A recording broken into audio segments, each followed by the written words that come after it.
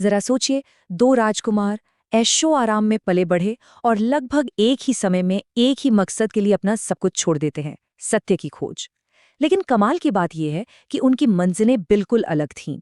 ये कहानी है जैन धर्म और बौद्ध धर्म की, उन दो रास्तों की जो एक ही मोड़ से शुरू हुए लेकिन अलग अलग दिशाओं में चले गए।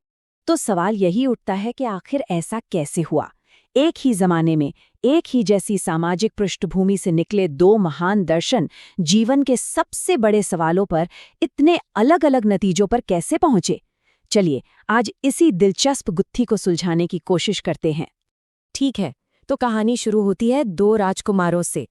इनकी पृष्ठभूमि इतनी मिलती जुलती है कि आप हैरान रह जाएंगे, लेकिन इनकी यात्रा इन्हें बिल्कुल अलग मंजिलों तक ले गई। ये देखिए, एक तरफ है महावीर और दूसरी तरफ सिद्धार्थ। दोनों ही क्षत्रिय राजकुमार थे। दोनों ने लगभग एक ही उम्र में, मतलब करीब करीब 29-30 साल की उम्र में राजपाट और ऐशो आराम को ठोकर मारकर सच की खोज शुरू की। लेकिन यहीं से उनका फोकस थोड़ा अलग हो जाता है। महावीर का मुख्य लक्ष्य था जन्म मृत्यु के इस चक्कर से हमेशा के लिए आजाद होना, जबकि बुद्ध का सारा ध्यान इस बात पर था कि जीवन में जो दुख हैं उन्हें कैसे खत्म किया जाए। और अब हम आते हैं उस सबसे बड़े, सबसे बुनियादी फर्क पर जो इन दोनों दर्शनों को एक दूसरे से बिल्कुल अलग कर देता है। ये फर्क है आत्मा की अवधारणा को लेकर। यहीं से इनके रास्ते हमेशा के लिए जुदा हो जाते हैं। देखिए, जैन दर्शन का पूरा आधार जीव की धारणा पर टिका है।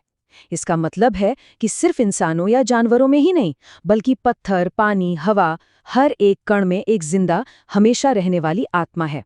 और जरा सोचिए, अगर हर चीज में आत्मा है तो किसी को भी जरा सा भी नुकसान पहुंचाना कितना बड़ा पाप होगा। यहीं से उनकी अहिंसा की कठोर प्रतिज्ञा पैदा होती है। और ठीक इसी मोड़ पर बौद्ध धर्म एक बिल्कुल ही अलग, कह सकते हैं कि क्रांतिकारी रास्ता अपनाता है। वो अनात्म का सिद्धांत देते हैं, यानी कोई आत्मा नहीं। बुद्ध के मुताबिक जिसे हम मैं या मेरा कहते हैं, वो कोई स्थायी चीज है ही नहीं। ये तो बस हमारे विचारों, हमारी भावनाओं और संवेदनाओं का एक लगातार बदलता हुआ प्रवाह है, एक भ्रम। तो आत्मा पर ये दो एकदम विपरीत विचार मुक्ति पाने के रास्तों को कैसे अलग करते हैं? एक तरफ लक्ष्य है आत्मा को शुद्ध करना और दूसरी तरफ मैं के भ्रम को ही मिटा देना। चलिए देखते हैं कि असल जिंदगी में ये रास्ते दिखते कैसे हैं। यहाँ पर ये बंटवारा बिल्कुल साफ हो जाता है। जैन धर्म का मानना है कि आत्मा को कर्म के कणों से आजाद कराने के लिए बहुत ज्यादा तपस्या और आत्मसंयम की जरूरत है। वहीं दूसरी ओर बौद्ध धर्म एक संतुलित रास्ता सिखाता है, जिसे वो मध्यम मार्ग कहते हैं। जैन तपस्या का रास्ता वाकई बहुत कठोर है। वो मानते हैं कि हमारे कर्म धूल के कणों की तरह हमारी आत्मा पर चिपक जाते हैं और उसे भारी बना देते हैं। अब इस कर्म की मैल को साफ करने के लिए शरीर को तपाना और इंद्रियों पर सख्त कंट्रोल रखना बेहद जरूरी है, ताकि आत्मा वापस अपने शुद्ध और आजाद रूप में लौट सके। और इस सफाई के लिए, इस शुद्धि के लिए जैन धर्म 5 महाव्रतों का पालन करता है। ये हैं अहिंसा, यानी किसी भी जीव को मन, वचन या कर्म से चोट न पहुंचाना। सत्य, अस्तेय, यानी चोरी न करना। अपरिग्रह, यानी जरूरत से ज्यादा इकट्ठा न करना। और ब्रह्मचर्य, ये सिर्फ नियम नहीं है, बल्कि आत्मा से कर्म को हटाने के बहुत शक्तिशाली औजार हैं। दूसरी तरफ बुद्ध ने खुद कठोर तपस्या करके देखी थी। उन्होंने अपने शरीर को बहुत कष्ट दिया, लेकिन उन्होंने पाया कि इससे उन्हें आत्मज्ञान नहीं मिला। इसीलिए उन्होंने मध्यम मार्ग की शिक्षा दी। ये एक ऐसा रास्ता है जो न तो दुनिया के भोग विलास में डूबता है और न ही शरीर को जरूरत से ज्यादा तकलीफ देता है, बल्कि इन दोनों के बीच एक संतुलन बनाता है। और इस मध्यम मार्ग पर चलने का जो प्रैक्टिकल रोड मैप है, उसे कहते हैं अष्टांगिक मार्ग। ये असल में जीवन जीने का एक पूरा तरीका है। इसमें सही सोच, सही इरादे, सही बोलचाल और सही कामकाज सब कुछ शामिल है। इसका मकसद है हमारी इच्छाओं और लगाव को खत्म करके दुख का अंत करना। लेकिन इन दोनों दर्शनों का असर सिर्फ व्यक्तिगत मुक्ति तक ही सीमित नहीं था। नहीं, इन्होंने उस समय के सामाजिक ताने-बाने को भी बहुत गहराई से चुनौती दी। इसीलिए ये सिर्फ धर्म नहीं, बल्कि बहुत शक्तिशाली सामाजिक सुधार आंदोलन भी बन गए। उस समय की सबसे कठोर व्यवस्था थी जन्म पर आधारित जाति प्रथा, और इन दोनों ही धर्मों ने इसे सीधे सीधे नकार दिया। उन्होंने वेदों के अधिकार को भी चुनौती दी और ये ऐलान किया कि मोक्ष का रास्ता हर किसी के लिए खुला है, चाहे वो किसी भी जाति या वर्ग का क्यों ना हो।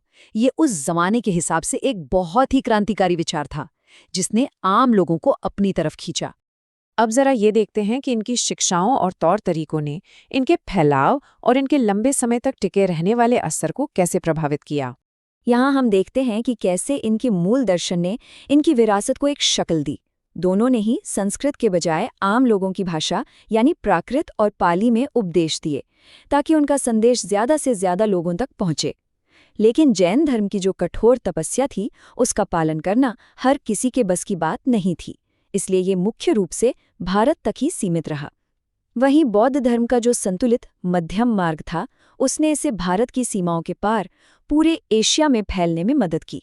तो इन दो महान परंपराओं की इस तुलना को समाप्त करते हुए एक बार फिर उनके मूल दार्शनिक अंतर और उससे निकलने वाले स्थायी संदेश पर गौर करते हैं।